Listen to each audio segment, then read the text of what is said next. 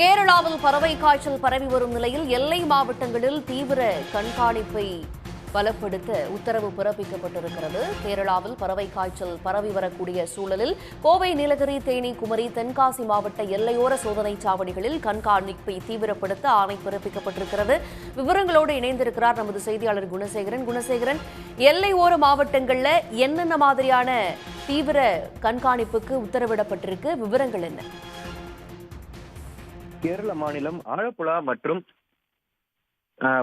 கோட்டயம் மாவட்டங்களில் பறவை காய்ச்சல் அதிகமாக பரவி வரக்கூடிய ஒரு நிலையில் அதன் எதிரொலியாக தமிழகம், கேரள எல்லையோர மாவட்டங்களில் கண்காணிப்பை தீவிரப்படுத்த வேண்டும் என பொது சுகாதாரத்துறை உத்தரவிட்டிருக்கிறது. அதிலும் குறிப்பாக தமிழக மாவட்டங்களில் சோதனை சாவடிகளில் கேரளாவில் இருந்து வரக்கூடிய அந்த வாகனங்கள் சோதனை செய்யப்பட்டு கிருமி நாசினி தெளிக்கவும் உத்தரவிடப்பட்டிருக்கிறது. அதிலும் குறிப்பாக தமிழகம், கேரள எல்லையோர மாவட்டங்களான கோவை, நீலகிரி, தேனி, கன்னியாகுமரி, தென்காசி ஆகிய மாவட்டங்களில் இருந்து கேரளாவில் இருந்து வரும் வாகனங்களை கண்காணிக்கவும் உத்தரவிடப்பட்டிருக்கிறது. அதுவும் குறிப்பாக இந்த டிசம்பர், ஜனவரி மாதம் என்பது சபரிமலை ஐயப்பன் கோயிலுக்கு செல்லக்கூடிய அந்த மாதமாக இருப்பதனால் சபரிமலை சென்று திரும்பக்கூடிய அந்த பக்தர்கள் காய்ச்சல் உள்ளிட்ட அறிகுறிகள் கண்டறியப்பட்டால் உடனடியாக மருத்துவமனையில் அவர்களை பரிசோதிக்கவும் அவர்களுக்கு உத்தரவிடப்பட்டிருக்கிறது. இந்த நிலையில் நாமக்கல் உள்ளிட்ட கோழி பண்ணைகள் அதிகம் இருக்கும் மாவட்டங்களில் கால்நடை மருத்துவர்களோடு இணைந்து கண்காணிப்பு பணியினை மேற்கொள்ள வேண்டும் எனவும் பொது சுகாதாரத்துறை உத்தரவிட்டிருக்கிறது. அதே போல கோழி பண்ணைகளில் உரிய தடுப்பூசி செலுத்தப்படுகிறதா என்பதனையும் மாவட்ட சுகாதாரத்துறை அதிகாரிகள் கண்காணிக்கவும் உத்தரவிடப்பட்டிருக்கிறது.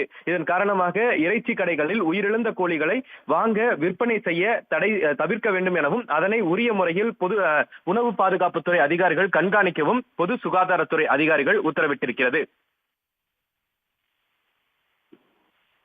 விவரங்களுக்கு நன்றி குணசேகரன். உடனுக்குடன் செய்திகளை தெரிந்து கொள்ள சன் நியூஸ் பெல் ஐகானை கிளிக் பண்ணுங்க.